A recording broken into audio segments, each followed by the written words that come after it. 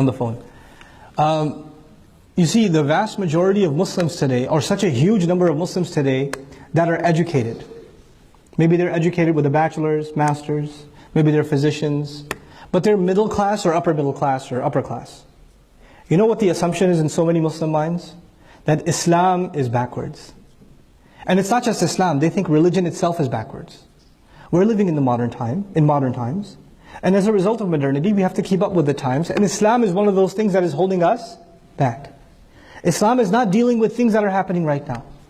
When we create practical Islamic education that deals with realities of our time, then we are able to display in the most intellectual fashion that Islam in fact doesn't just deal with the situations of our time, the needs of our time, the criteria, the areas of inquiry of our time, but actually has solutions in these areas that haven't yet even been discovered. It has things to offer the world of psychology that the world of psychology has never known. They have never known.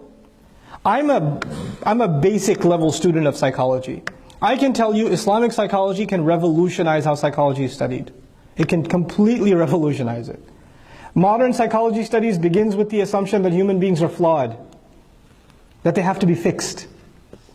They're just flawed. And from Freud onwards, we're messed up, and we have to get unmessed up. So whether it's by means of pills or therapy, whether it's cognitive or medical, clinical psych, you have to undo the mess that you are. Islam begins with the premise that you are flawless.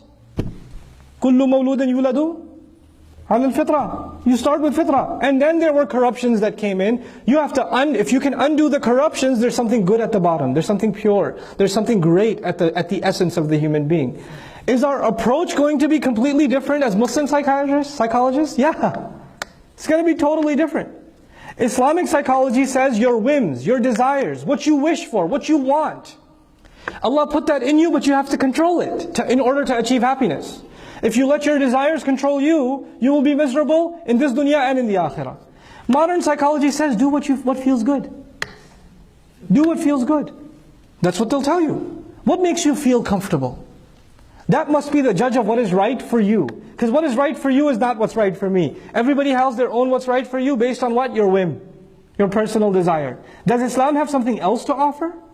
Even on the psychological side? Absolutely. And I'm not a PhD in psychology. I'm just basic level, bachelor's level psychology. But I'm telling you, we have a completely different worldview to offer.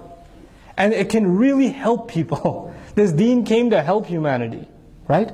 So we are going to be able to give the highest levels of education in Islam if we address the foundations. This is the few things that I wanted to share with you about the renaissance in Islam, that inshallah ta'ala, I'm completely optimistic that it's coming.